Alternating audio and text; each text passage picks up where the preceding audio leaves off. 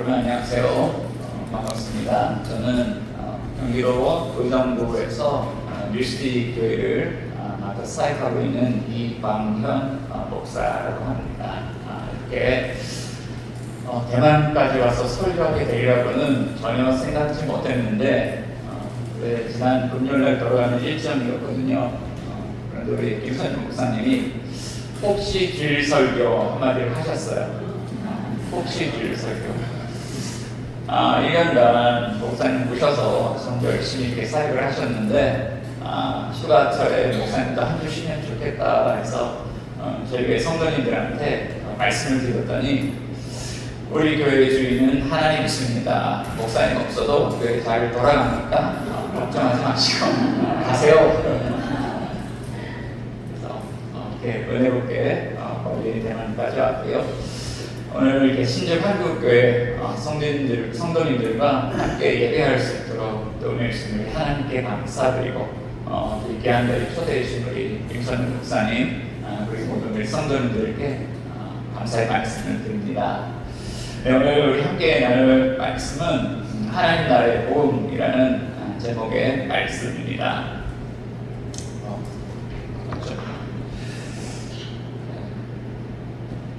제가 바뀌는지 어떻게 되는지. 네. 여러분 복음이란 무엇일까요? 헬라어로는 요한계시록 그리고 영어로는 good news라고 이야기하죠. 복음은 좋은 소식입니다. 때로는 어떤 분들이 우리 기독교의 복음을 종교라고 이야기하시는 분들을 만날 때가 있습니다. 물론 사회학적으로는 기독교, 불교, 또 천주교, 유교, 여교니까 도교도 있는 것 같아요. 그렇게 사역적으로는 종교로 분류가 되지만 사실 우리 기독교는 종교가 아니라 복음입니다. 좋은 소식입니다. 하나님이 우리를 구원하시기 위해서 놀라운 일을 행하셨다는 그 좋은 소식입니다. 여러분들이 최근에 이렇게 살아오면서 들었던 좋은 소식, 굿뉴스는 어떤 소식입니까? 저는 이제 신주교 오면서 좀 이렇게 생각을 해봤어요. 어떤 좋은 소식이 있을까? 1년 전에 우리 목사님이 대만에 도착했을 때 그때 저에게 영상을 하나 보내주셨습니다. 이 목사님이 떠나시면서 며칠 동안 이 사진을 막 후다닥후다닥 싸시는데 목사님 이게 짐을 정리할 시간이 없어요. 이거 좀 정리해 주세요. 그리고 가서 이제 이거 하나 정리해주고 막 땀 막 흘리면서 짐을 사시는데 대만에 가면 잘 하실까라는 그 염려가 좀 되었습니다. 적응할 수 있을까? 이 영상 볼 수 있나요?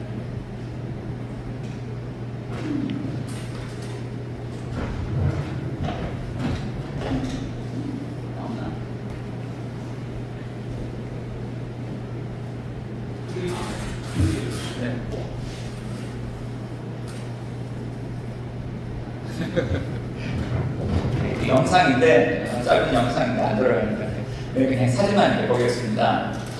그 영상이 이렇게 흘러갔는데 우리 목사님이 이렇게 가족들과 함께 이렇게 짐을 들고 공항에 이렇게 나오는데 성도님들이 환영합니다 티켓을 들고 열렬하게 환대하는 모습을 봤어요. 그런데 그 모습 보면서 가슴을 쓸어내리면서 제가 모든 염려를 내려놓았습니다. 우리 목사님이 정말 좋은 교회 성도님들 만났구나. 사역 잘 하실 수 있겠다. 그래서 마음의 염려가 놓아지더라고요.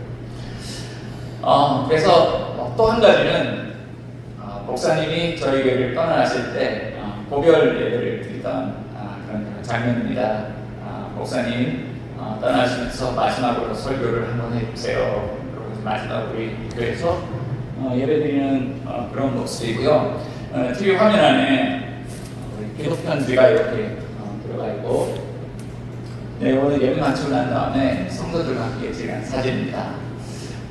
제가 이렇게 이야기를 드리려고 하는 거는요, 우리 신주 한국교회 성도님들도 우리 좋은 목사님을 만났다. 이 사진이 사실은 겉으로는 웃고 있지만 이날 엄청 울었습니다. 목사님과 그동안 너무 깊이 정이 들어가지고 헤어지는 거를 못하게 된 거예요. 떠나보는데 그날 얼마나 눈물이 쏟아졌는지 함께 손을 얹고 기도하면서 하나님이 가는 길 축복해달라고 기도하면서 온 성도들이 함께 눈물을 흘리면서 눈물의 이별을 했답니다. 그런 장면입니다. 다 웃고 있죠? 눈물 다 흘리고 난 다음에 닦고 나서 웃고 있는 그런 장면입니다. 한 3년간, 우리 3년쯤 됐나요? 같이 있었던 게. 같이 있으면서 정말 동거동락을 했어요. 힘들고 어려운 순간, 외로운 순간, 또 즐거웠던 순간 동거동락했는데 목사님을 보면서 저보다 나이는 이렇게 한 살 어리지만 우리 신자원들은 예수를 한 선배님이시고 제 목사님께 많이 배웠습니다. 정말 기도를 신실하게 하는 목사님, 또 말씀 앞에 신실한 목사님, 또 하나님을 사랑하고 자기 자신을 사랑할 줄 알고 가족과 우리 공동체를 사랑할 줄 아는 목사님. 그러면서 저도 용납받고 함께 용납하면서 그 3년간의 시간이 얼마나 길었던지 그날 그 감정이 돋아 올라와서 눈물을 왈칵 쏟아냈던 그런 시간이 있었습니다. 여러분 좋으시죠? 안 좋으십니까? 네, 우리 주님께서 공생의 사역을 시작하실 때 그때 갈릴리에 모여있던 유대인들에게 전해주셨던 그 첫 번째 메시지가 좋은 소식이었습니다. 14절 네. 이 책에서는 무슨 이야기가 하냐면 교회를 개척하는 목사님들이 한 7교회 여러 가지 다양한 그런 환경에서 교회를 개척하는 목사님들이 교회를 개척하면서 얼마나 힘들겠어요. 힘든데 공통적으로 하는 고백이 있는데 목회가 참 행복해요. 가정교회 개척하는 목사님들 목회가 행복해요. 또 성도들은 신앙생활이 행복해요. 그런 고백이에요. 이 책을 통해서 제가 최근에 많은 위로를 받았는데 우리 신기반도교회를 생각을 하면서 목사님에게는 목회가 행복한 교회, 우리 성도님들에게는 신앙생활이 행복한 그런 교회 될 수 있기를 주님의 이름으로 축원합니다. 네, 예수님께서 공생의 사역을 시작하면서 복음을 전파하셨습니다. 우리 14절 우리 같이 읽어볼까요? 시작.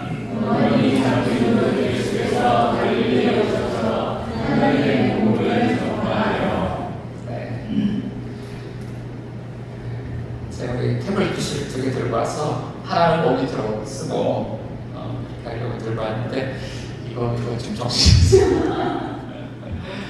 네, 하나님의 복음을 전파하셨다. 굿뉴스를 전파하셨다. 하나님이 주시는 굿뉴스를 전파하셨다. 그리고 그 굿뉴스의 내용을 보니까 15절에 이렇게 이야기를 하고 있습니다. 또 한번 읽어볼게요. 시작. 이르시되 때가 찼고 하나님의 나라가 가까이 왔으니 회개하고 믿으라. 자, 이 굿뉴스, 이 복음을 우리가 회개하고 복음을 믿으면 하나님 나라가 시작된다. 그러니까 예수님께서 공생의 사역을 하면서 말씀을 이제 전파하기 시작하셨는데 이제는 때가 되었다. 그런 때가 됐습니다. 어떤 때가 되냐면 하나님 나라를 가까이 왔는데 이제 여러분들에게 하나님의 나라, 하나님이 다스리시는 그 나라가 시작되는 때가 되었습니다. 이렇게 말씀하고 있죠. 자, 이 복음의 말씀을 들으면서 본문이 우리에게 던지는 질문이 있습니다. 여러분들이 복음을 믿을 때 여러분들은 하나님이 다스리시는 그 나라를 이 삶 속에서 누리면서 살아가고 있습니까? 오늘 본문이 묻고 있죠. 나는 내 개인의 삶 속에서, 나는 우리 가정에서, 나는 우리 교회에서, 혹은 내가 살아가는 삶의 현장 속에서 과연 내가 하나님 나라를 누리면서 살아가는가? 주님 이렇게 묻고 계시죠. 우리는 이 복음 앞에서 어떻게 반응해야 될까? 자, 우리의 반응은 자, 첫 번째 순서 맞죠? 네. 자, 우리 다시 한번 읽어볼게요. 시작. 알고 믿으라. 자, 회개하고 믿으라. 그 앞에 동사 하나 있는데 알고라는 그런 단어입니다. 우리가 신앙생활을 시작하면서 알고 믿으면 하나님 나라를 누릴 수 있습니다. 실제로 그렇습니다. 그런데 우리가 이것을 모르거나 혹은 잘못 알 때 하나님 나라를 누릴 수 없게 되는 것이죠. 자, 그래서 사도 바울이 이방인 지역을 돌아다니면서 복음을 전파하면서 이 기도를 했어요. 에베소 1장 17절부터 19절까지 말씀을 보면 제 얼굴에 이렇게 어른어른 그래서 잘 안 보이시죠? 저도 이런 경험은 처음이에요. 네, 이거 보이는 만큼만 읽어보도록 하겠습니다. 네, 우리 주 예수 그리스도의 하나님 영광의 아버지께서 지혜와 계시함을 여러분에게 주셔서 아버지를 알게 하시고 여러분의 마음의 문을 밝혀 주시기를 빕니다. 그리하여 하나님께서 여러분을 부르셔서 여러분에게 주신 그 소망이 무엇인지, 하나님께서 성도들에게 주신 상속의 영광이 얼마나 풍성한지, 하나님께서 우리 믿는 사람에게 강한 힘으로 활동하시는 그 능력이 얼마나 큰지를 여러분이 알게 되기를 바랍니다. 믿어요. 하나님, 우리 주 예수 그리스도의 하나님, 우리 아버지님도 알게 해주세요. 하나님 우리를 부르셨는데 그 부르심의 소망이 무엇인지 알게 해주세요. 그리고 하나님이 우리에게 이 하나님 나라를 기억해 주셨는데 이 하나님 나라가 얼마나 풍성한지를 알게 해주세요. 이것을 위해서 하나님 그 안에서 얼마나 능력으로 역사하고 있는지를 하나님 알게 해주세요. 이 이방인들이 알 수 있도록 지혜와 계시함을 부어주세요. 이게 바울의 복음 전파는 기도 제목이거든요. 자, 근데 이런 기도를 하는 이유는 사실은 에베소의 신자들이 믿기 전에 이 하나님 나라의 복음에 대해서 전혀 알지 못해요. 무지합니다. 배경 지식이 전혀 없습니다. 그러니까 이 기도가 더욱 간절해질 수밖에 없어요. 자, 그런데 예수님께서 공생의 사역을 시작하시면서 복음을 전파하실 때, 자, 그때는 어땠을까요? 예수님의 말씀을 직접 들었던 1차 청중들, 그들은 어땠을까요?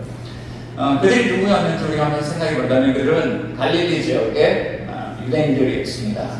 그들 가운데는 어부들도 많았고요. 특별히 예수님의 제자들 가운데 가장 먼저 부름받았던 제자들, 베드로, 안드레, 야고보, 요한, 이 네 명의 제자들은 어부 출신 제자들이었습니다.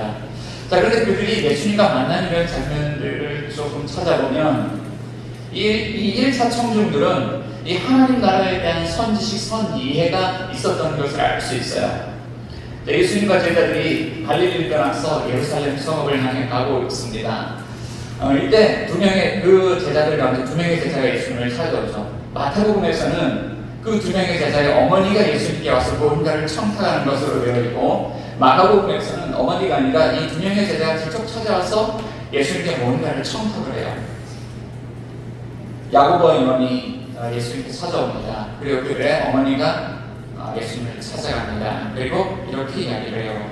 마태복음 20장 20절부터 21절 가운데 보면 그때에 세베대의 아들 어머니가 그 아들들을 데리고 예수께 와서 절하며 무엇을 구하니 예수께서 이르시되 무엇을 원하느냐? 우리 노란 글씨 같이 한번 읽어볼게요. 시작. 이르되 나의 두 아들을 주의 나라에서 하나는 주의 우편에 하나는 주의 좌편에 앉게 명하소서. 자, 예수님 예루살렘 성읍에 들어가면 어떤 일이 일어날 거라고 생각하고 있죠?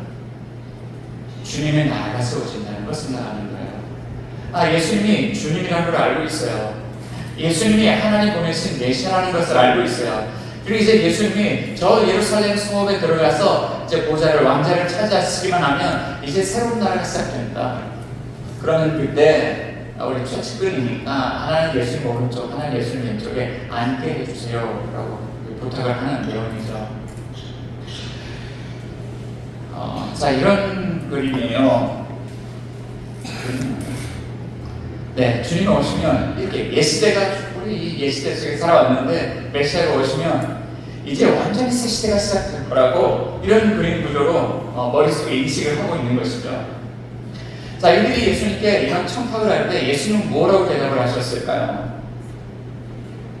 자, 마태복음 20장 22절 가운데 예수님이 이렇게 대답하십니다. 너희는 너희가 구하는 것을 알지 못하는도다. 내가 마시는 잔을 너희가 마실 수 있느냐?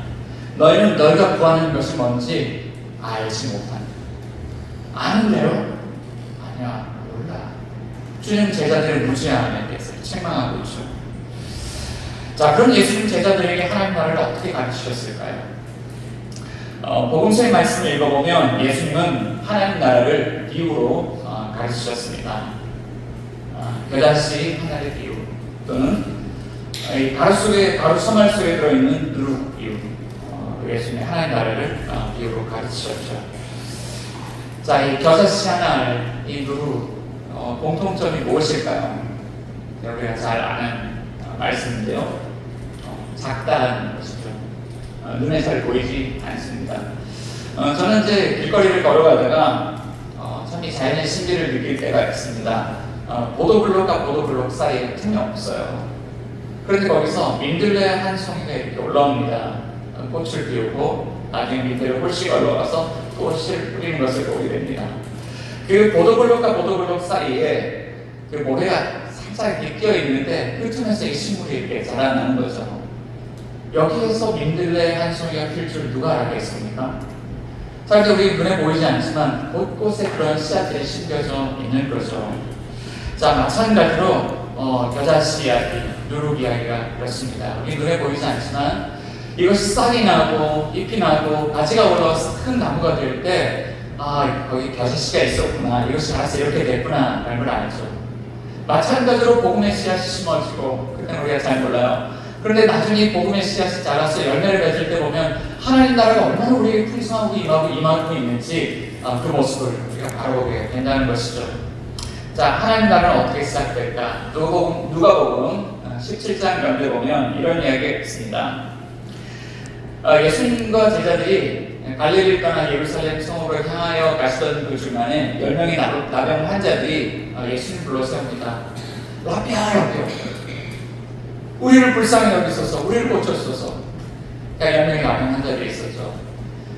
예수님께서 말씀하십니다. 제사장에게로 가서 너의 몸을 보여라. 그리고 그들이 신나서 제사장에게로 달려갑니다. 자, 그런데 가다가 한 사람이 자기 병이 나은 것을 보고 예수님께로 돌아옵니다. 그리고 그 무릎 앞에 엎드려서 내 병이 나았다고, 예수님 말씀대로 내 병이 나았다고, 나를 고쳐주셔서 감사하다고, 당신이 나를 고쳐주신 주님이라는 고백을 합니다. 자, 그럴 때 예수님이 이 사람을 바라보면서 나머지 9사람은 어디 있느냐 그렇죠. 자, 이 돌아온 사람들을 보면 다 떠나갔는데 이 한 사람은 사마리아 사람이었습니다. 그런 죄인이었고 유대인들로부터 엄청나게 그런 차별과 배척을 당하는 사람이었죠. 그런 사람이 돌아와서 예수님을 통해서 병이 나았을 뿐만 아니라 이제 예수님을 통해서 온전한 한 사람으로 거듭나게 되는 것을 보게 되죠. 그에게 하나님 나라가 시작되는 것입니다. 자, 그런데 이 이야기의 초점은 그 사마리아인에게 있지 않습니다. 그 주변에 있던 또 한 무리의 사람들이 있었습니다. 그들은 바리새인들이었습니다. 그 바리새인들 가운데 한 사람이 예수님께 또 찾아옵니다. 라비요, 그러면 하나님 나라가 언제 임하겠습니까? 라는 질문이에요. 자, 그때 이렇게 대답을 합니다. 하나님 나라는 눈에 볼 수 있게 임하는 것이 아니다. 또 여기 있다 저기 있다 말할 수 없다. 하나님 나라는 너희 안에 있다 라고 말씀하십니다. 자, 하나님 나라는 너희 안에 있다. 여러분, 이 말씀은 어떤 의미일까요? 하나님 나라가 너희 안에 있다. 이것은 마음의 문제니까 여러분들 마음을 잘 다스리면 하나님 나라가 올 겁니다. 이런 뜻일까요? 네, 오늘은 제가 상황극을 한번 좀 해볼 텐데요. 이렇게 우리 청중들이 있고 가운데 계신 분이 한 분이 저를 좀 도와주셨으면 좋겠는데 우리 가운데 계신 네, 작은 분이 와주시면 혹시 우리 자매님 반갑습니다. 네, 반갑습니다. 혹시 몇 학년이세요? 네, 9학년이에요. 이제 9학년. 우리 학생이 좀 다르군요. 9학년이면 중3. 네, 반갑습니다. 제 아들 고1인데 네, 우리 중3 우리 분사님 눈이 띄었어요. 잠깐만 일어나. 이분이 예수님입니다. 네, 우리 하면서 다 바리새인들이고요. 제가 바리새인을 대표해서 하나님 나라가 언제 임하겠습니까? 그러면 하나님 나라 너희 안에 있다 대답하시면 돼요. 아시겠죠? 자, 라비오, 하나님 나라가 언제 임하겠습니까? 하나님 나라가 너희 안에 있다. 네, 감사합니다. 자, 그것까지 그대로 좀 자, 우리 다 바리새인입니다. 다 바리새인인데 이 바리새인들 가운데 누가 계신가요? 예수님이 계시죠. 자, 하나님 나라가 너희 가운데 있다 말씀하신 게 누구를 향해서 말씀하셨을까요? 사실 예수님 자신을 향해서 하신 말씀이시죠. 그래서 안 주셔도 됩니다. 자, 이런 상황극을 통해서 그냥 좀 말씀을 이해해 보려고. 자, 이 바리새인들 가운데 예수님 계신 거예요. 하나님 나라는 너희 안에 있다, 너희 마음에 문제가 있다는 이야기가 아니라 하나님 나라는 너희 가운데 있다. 바로 예수님으로부터 하나님 나라가 시작된다는 이야기예요. 나병을 가지고 있던 그 유대인들이 제사장에 갔는데 그 사마리아 사람 한 사람이 돌아왔습니다. 한 사람이 돌아와서 하나님 나라를 경험했죠. 예수님으로부터 하나님 나라가 시작이 돼요. 그리고 예수님 안에서 하나님 나라가 완성이 되어져 가는 거죠. 그러니까 이 하나님 나라라는 것은 어느 한 순간에 짱 하고 완전히 완성돼서 진행되어 가는 것이 아니라 예수님으로부터 시작이 되어서 예수님 안에서 완성되어져 가는 나라. 자, 그래서 이런 거를 그림을 한번 그려본다면 이런 그림이 되겠죠. 예수님이 초림을 통해서 오시고 재림을 통해서 다시 오실 텐데, 초림 때 예수님이 오신 그 사건을 통해서 하나님 나라가 시작이 돼요. 예수님 믿은 사람들을 통해서. 그리고 그리스도 안에서 그리스도를 따르는 제자들, 또 교회를 형성한 그 사람들, 그리스도 안에 있는 사람들을 통해서 하나님 나라가 세워져 가고, 결국 언젠가는 주님 다시 올 때 하나님 나라가 완성된다. 그래서 이것을 신학적으로는 하나님 나라의 이중성이라고 이야기를 하고, 하나님 나라가 이미 맺지만 아직 완성되지 않았다라는 이야기를 한 것입니다. 자, 이런 사실을 깨달을 때 우리는 어떻게 신앙생활을 할 수 있을까? 예수님을 통해서 하나님 나라가 시작된다는 것을 아는 사람들은 예수님을 믿고 이제 예수님을 주님으로 고백하고 이제 회개하고 돌아와서 이제 주님을 내 삶의 주님으로 영접하고 이제 그렇게 살아갈 겁니다. 그런데 그리스도 안으로 들어온 사람들을 함께 만나서 그 가운데서 정말 주님이 다스리는 방식대로 사는 사람들을 만날 겁니다. 그들을 우리 교회라고 그러고 제자라고 그러죠. 제자 공동체라고 그러죠. 자, 그들을 통해서 하나님 나라가 드러날 겁니다. 그런데 이들은 어떤 사실을 아냐면 하나님 나라가 시작이 됐지만 아직 하나님 나라가 완성되지 않았다는 사실을 알아요. 그러니까 우리의 삶에 여전히 고난의 문제가 있고 고통의 문제가 있고 세상으로 다가오는 이 불행한 문제들이 우리의 삶에 있는 걸 알아요. 그런데 언젠가는 완성된 그 날을 또 알죠. 그러니까 오늘 우리가 사는 삶의 방식은 완성된 그 날을 바라보면서 오늘 현재를 살아가는데 미래적인 방식으로 하나님 나라의 백성으로 살아가는 그 방식대로 미래의 삶을 오늘 현재 가져와서 오늘 현재를 하나님 나라의 백성으로 살아갈 수 있는 것이죠. 그러니까 삶에 고난이 와도 고난에 의해서 되어지고 고난을 견디면서 몸부림치면서 오늘 그 마음으로 드린 예배와 한주 묵상하는데 그 묵상이 참 와닿더라고요. 주님 그 나라를 한번 살아가 보겠습니다. 믿고 소극적으로 신앙생활하는 것이 아니라 이제 적극적으로 하나님 나라 한번 살아보겠습니다. 그렇게 살아내겠습니다. 그런 결단을 살아갈 수 있는 거죠. 그렇죠. 자, 그런데 왜 우리 삶에 하나님 나라가 좀처럼 회복되지 않을까? 우리의 삶에는 우리가 가지고 있는 그런 지식의 한계가 있습니다. 우리에게는 우리의 무지, 하나님 나라에 대한 무지에서 오는 또는 하나님 나라를 잘못 오해하는 것으로부터 오는 그런 문제가 있습니다. 그래서 이 복음을 배워가고 알아가야 되는데 잘 모를 때 한계가 있죠. 배워도 잘 몰라요. 배워도 까먹고 말씀을 읽어도 잘 이해가 되지 않을 때도 많고 그런데 그런 지식의 영역도 이렇게 넓혀져 가야 되는데 모르니까 오해하니까 이런 다른 모습들이 나타나죠. 하나는 무례한 기독교가 나타납니다. 자, 예수 믿으면 구원받습니다. 대놓고 이야기하는 분들이 있습니다. 여러분 아마 한국에서 이런 모습 보셨을 것 같습니다. 지하철 정류장 혹은 길거리에서 승합차에 큰 스피커 2개를 달아놓고 주 예수를 믿으라 그러면 또 안에질 구원을 받으리라 해서 막 크게 스피커를 틀어놓고 쫙 지나갑니다. 그런데 이제 우리는 그런 모습을 바라보면서 우리도 크리스찬이지만 혹시 다른 방법은 없을까? 지하철 내려가는 사람들에게 스피커를 틀어놓고 꼭 예수 전당 불신자만 피켓을 들고 그렇게 전도해야만 할까? 근데 사실 저는 그분들 안에는 귀한 마음을 먹거든요. 귀한 분들이에요. 나와서 전도하는데 우리는 용기가 없어서 부끄러워서 잘 전도지 나는 잘 그런 거 잘하지 못합니다. 그런데 그분들이요 이제는 하나님 앞에서 내 인생 주님께 드리겠습니다. 그리고 헌신해서 나와서 그렇게 하시는 거잖아요. 귀한 분들입니다. 자, 그런데 이분들이 예수 믿고 천당 가야지 이거밖에 모르는 분들이에요. 아주 단순해요. 예수 믿고 천당 가야지. 자, 근데 한번 이런 질문 한번 해보고 싶어요. 우리의 신앙생활이 예수 믿고 천당 가기 위해서 하는 신앙생활일까? 저는 그런 배경에는 이런 배경도 있다고 생각합니다. 철로역정이라는 애니메이션의 포스터죠. 존 버년이라고 하는 이 작가가 철로역정이라는 책을 썼는데 크리스천이라고 하는 청년이 짐을 메고 내 인생의 길을 찾기 위해서 인생 여정을 막 걸어갑니다. 때는 유혹의 강을 건너갈 때도 있고 시험을 당할 때도 있고 그렇습니다. 그런데 거기에 넘어지지 않으려고 안간힘을 쓰면서 걸어가요. 그리고 결국에는 이 복음의 은혜로 이 등짐을 벗고 황금 도성 안에 들어가는데 성공을 합니다. 자, 우리 인생이 이런 건가 생각을 해보는 거예요. 자, 만약에 그렇다면 이런 것이 가능해지죠. 물론 예수 믿고 우리가 세례받고 구원받는다는 사실을 인정하지만 평생을 죄된 삶을 살다가 몸이 병들었을 때 그때 예수님 영접하고 영상 세례받고 이제 구원받아서 하나님 앞에 가는 것입니다. 그런 것이 가능했잖아요. 그러니까 군대에서 군 훈련병들한테 진중 세례를 주면서 여러분들 예수 믿고 이 세례 받으면 구원받는다고 여러분 꼭 받으셔야 된다고 그런 것이 가능했잖아요. 자, 그럼 우리 예수 믿는다는 것이 우리 현세적인 삶과는 뭐가 하는 것입니까? 이런 질문을 한번 해보는 것입니다. 여러분 생각은 어떠십니까?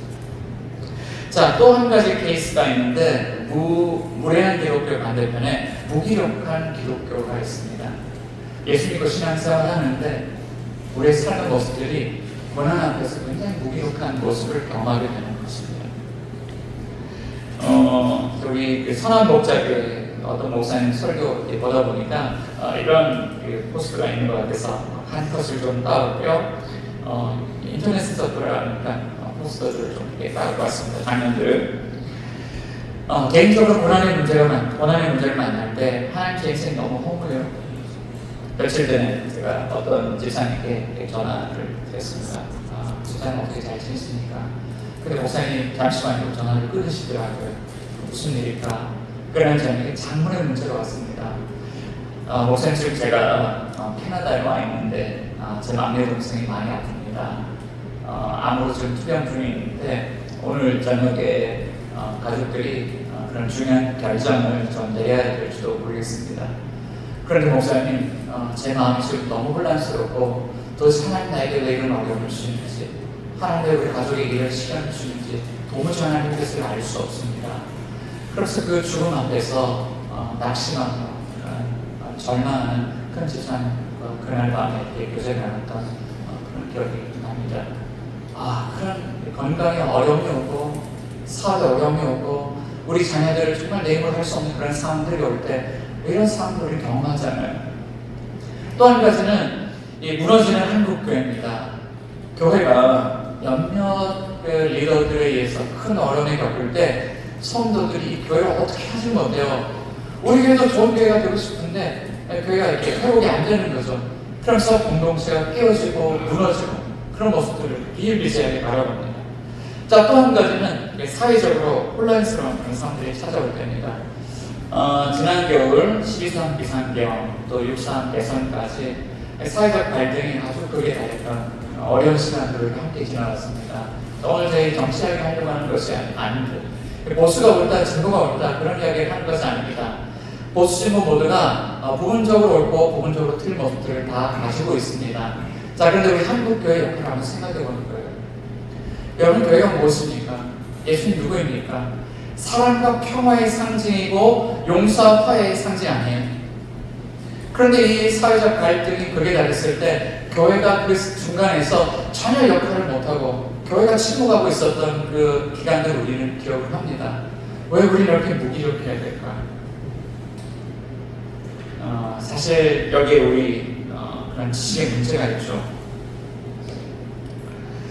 하나님 나라를 모르면, 하나님 나라의 복음을 모르면, 또 하나님 나라를 우리가 왜곡시켜서 이해하고 있으면 그런 우리의 단편적인 지식으로 하나님 나라를 읽어보려고, 좋은 게 만들어 보려고, 좋은 세상 만들어 보려고, 좋은 가정 만들어 보려고 우리의 지식과 우리의 그런 경험을 가지고 세워보려고 하는데 그런데 우리의 뜻대로 통제가 안 되잖아요. 통제가 안 되는 상황들 만날 때마다 우리는 무기력한 것들을 얼마나 경험을 많이 합니까? 아까 오늘 말씀에서 기도하는데 아까 제가 계속 기도하고 있는데 주님께서 그런 마음을 주시는 것 같아요. 그런데 그 이야기가 누군가의 이야기가 아니라 오늘 우리의 이야기지 않냐. 어제 우리 목사님과 개척 이야기를 하면서 목사님 개척한 지 벌써 10년 되셨네요 라는 이야기를 해요. 나는 이제 1년 됐는데 공을 하나 더 붙여야 목사님은 더 비슷해지네요. 라는 말씀하셨어요. 자, 10년 전에 사실 저는 한 10여 명, 20명 정도 되는 깨어진 공동체에 구입을 해서 개척을 한번 실패를 했었어요. 저는 보통 한 1000명 넘어가는 교회에서 자랐고 1000명 넘어가는 교회에서 사역을 했고, 그래서 큰 교회 시스템밖에 모릅니다. 열심히 제자훈련하고 양육하고 그런 좋은 시스템 가지고 교회를 돌리면 잘 돌아가겠지. 그래서 교인들한테 그대로 적용을 했습니다. 그런 교인들이 다 낮아버렸어요. 그리고 그것이 오래가지 못했습니다. 그때 성도님, 한 성도님 저에게 찾아와서 이런 이야기를 했어요. 목사님, 큰 교회 시스템 가지고 여기를 돌리면 어떡합니까? 우리는 그렇게 돌아가지 않습니다. 그때 성도들이 참 상처받고 힘들어했다는 것을 기억합니다. 내가 너무 모르고 내가 한 나라를 잘 모르니까 그렇게 큰 교회 시스템을 했던 거예요. 그때 내가 얼마나 무리했던지. 근데 돌아보면 우리 교인들에게만 무리했던 것이 아니라 우리 아내에게도 무리했고 우리 자녀들에게도 무리했던 새 모습을 기억해요. 그런데 또 무기력했던 모습도 있었습니다. 개척을 하다 보면 이런 어려운 상황을 겪을 때 제 손으로 컨트롤이 안 되는 거예요. 컨트롤 해보려고 했는데 안 돼요. 제가 무기력해요. 제가 무기력한 것을 경험하는 거예요. 교회도 내 뜻대로 안 돼. 부부관계도 내 뜻대로 안 돼. 우리 자녀들도 내 뜻대로 안 돼. 내 이야기구나. 그래서 딱 기도하면서 제 마음으로 주님, 이것은 제 이야기입니다 라고 고백했습니다. 그런데 오늘 이런 것들이 저만의 이야기입니까? 우리 모두의 이야기는 아닙니까? 자, 그래도 우리 희망이 있죠. 자, 그리고 마지막 메시지를 나눠야 될 것 같습니다. 다시 한번 읽어볼게요. 시작. 우리의 어리석음 때문에 가장 어리석은 자가 되시고 우리의 지혜가 되신 오늘 인하여 하나님 나라를 누릴 수 있습니다. 참 우리가 지식적으로 내가 이렇게 하면 될 거야 통제권을 접으려고 하지만 사실 그게 우리의 교만함이고 그게 우리의 죄악이에요.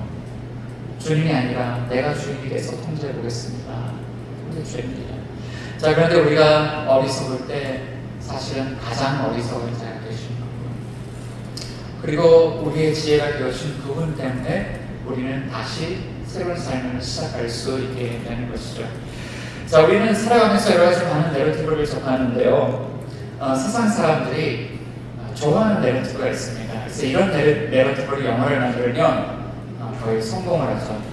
구원자가 등장하는 내러티브입니다. 여기에 반지전, 또 해리포터, 어벤져스 이런 포스터들이 있죠. 세상이 흑암으로 가득하지만 세상이 정말 절망에 가까울 정도로 위기 상황에 다가올 수 있지만 구원자가 있습니다. 사실 J.R. 톨킨이 만든 소설인데 이것이 사실이 아니라고 할지라도 세상 사람들은 이런 이야기를 좋아합니다. 우리 삶 속에도 이런 일이 일어나기를 기대하기 때문이죠. 그래서 반제자, 해리포터도 흑마법이 이렇게 있지만 하얀 마법이 있습니다. 해리포터를 우리의 구원자가 있습니다. 어벤져스도 세상을 권하는 영웅들이 있습니다. 사람들은 돈을 주고서라도 이런 이야기를 살려고 하는 것이죠. 자, 그런데 성경을 보면 교회 역사를 돌아보면 이 수많은 그리스도인들이 우리에게는 구원자가 있습니다 라고 하는 이야기를 끊임없이 외쳐왔습니다. 그 대표적인 분이 사도 바울이죠. 그가 에베소의 이방인 신자들을 위해서 기도하면서 그는 또한 이런 것을 고백하면서 이 이야기를 들려줍니다. 자, 에베소서 1장 20절, 22절. 제일 아래 줄이 제 얼굴을 이렇게 비치고 있을 것 같아서 이것도 제가 좀 읽어야 될 것 같습니다. 자, 그의 능력이 그리스도 안에서 역사하사 죽은 자들 가운데서 다시 살리시고 하늘에서 자기의 오른편에 앉히사 모든 통치와 권세와 능력과 주권과 이 세상뿐 아니라 오는 세상에 있는 모든 이름 위에 태어나게 하시고 또 만물을 그의 발 아래 복종하게 하시고 그를 만물 위에 그의 머리로 삼으셨느니라. 자, 하나님의 능력이 그리스도 안에서 나타난다는 거예요. 하나님 능력이 그 안에서 역사하사 죽은 자들 가운데 살리시고 하늘의 보좌 우편에 앉히시고 모든 통치 권세 능력 주권들 다가오는 세상의 모든 권세들 모든 일을 이름 위에 그를 뛰어나게 하시고 모든 만물이 그의 발을 복종하게 되었다. 무엇을 통해서? 그리스도의 십자가의 죽음과 부활을 통해서죠. 자, 그런데 우리가 한번 십자가를 생각해 보면 이것이 능력이라고 이야기할 만한 것인가? 이것이 지혜라고 이야기할 만한 것인가? 바울이 고린도교회 편지를 쓸 때는 또 이렇게 이야기를 했거든요. 우리 같이 한번 읽어볼게요. 시작. 유대인은 표적을 구하고 헬라인은 지혜를 찾으나 우리는 십자가에 못 박힌 그리스도를 전하니 유대인에게는 거리되는 것이요 이방인에게는 일어날 것이거든. 이거는 능력이 아니에요. 이건 지혜가 아니에요. 아무리 세상을 변혁시키고 싶고 그래서 어떤 정치판에 끼어들어서 내가 이 로마 왕제가 다스리는 이 깝깝한 이 세상을 한번 바꿔보겠습니다. 그래서 이제 투자를 하는 겁니다. 독립투자가 나오는 겁니다. 아무리 그렇게 세상을 바꾸는 일이 의로운 일이라고 할지라도 무자비한 십자가를 못 박혀 주는 것만큼 어리석은 일이 있을까요? 저게 못 박혀 있는 것만큼 정말 연약한 일이 또 있을까요? 한없이 우리를 연약하게 만들고 한없이 우리를 비참하고 부끄럽게 만드는 그 십자가, 유대인에게는 이것이 거리끼는 것이고 헬라인에게는 이것이 한없이 부끄러운 것입니다. 십자가는 그런 것입니다. 그런데 이 십자가가 어떻게 우리의 능력이 되고 어떻게 지혜가 될 수 있을까요? 사실 우리는 하나님의 저주 가운데 살면서 우리가 이렇게 맞이해야 될 이런 죽음, 이런 세상의 저주는 우리 것이어야 합니다. 왜냐하면 우리가 하나님과 깨진 그런 관계 속에 있기 때문에. 자, 그러나 십자가는 이런 의미가 있습니다. 히브리서 12장 2절 말씀 우리 같이 한번 읽어보겠습니다. 시작. 믿음의 주요 또 온전하게 하시니 예수를 바라보자. 그는 그 앞에 있는 기쁨을 위하여 십자가를 잡으사 부끄러움을 내지 아니하시더니 하나님 보좌 우편에 앉으시니라. 믿음의 주님, 온전하게 하시는 예수님, 하나님 보좌 우편에서 앉아계시고 세상을 통치하시는 그분이 죽기까지 낮아져서 십자가를 참으사 부끄러움을 참으셨습니다.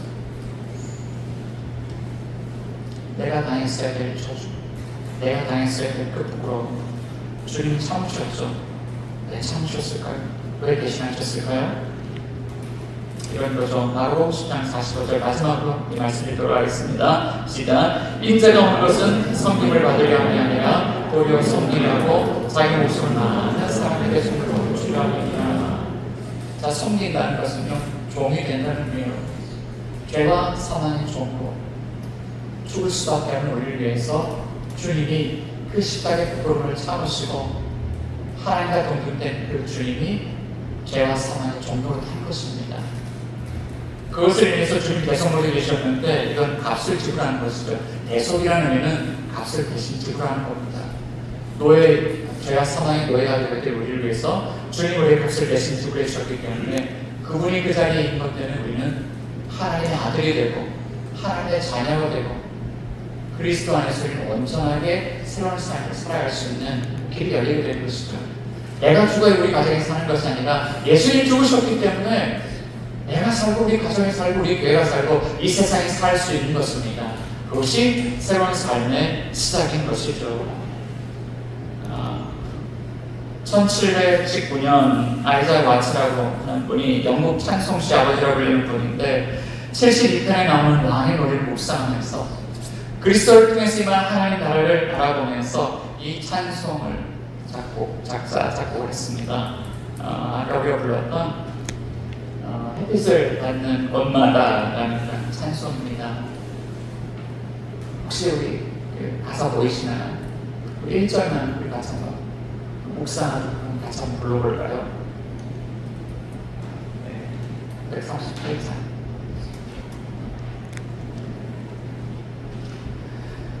저는 오늘 이런 상상을 해봤습니다. 한국 땅에도 하나님 주신 햇빛이 비치고 대만 땅에도 하나님 주신 햇빛이 비치는데 우리 주님을 통해서 임하는 하나님 나라의 통치가 한국 땅 의정부에 임하고 있고 대만 땅 신도 이곳에서도 동일하게 하나님의 통치가 임하고 있습니다. 그것을 상상하면서 주님의 나라가 이루어져 있습니다. 우리 찬양을 다시 함께 고백했으면 좋겠습니다.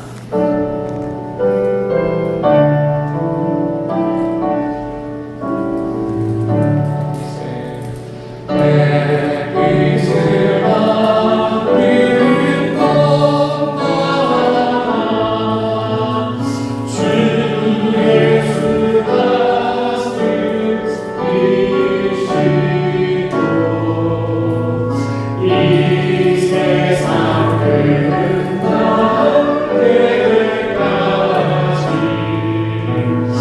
그 나라와 성하리라.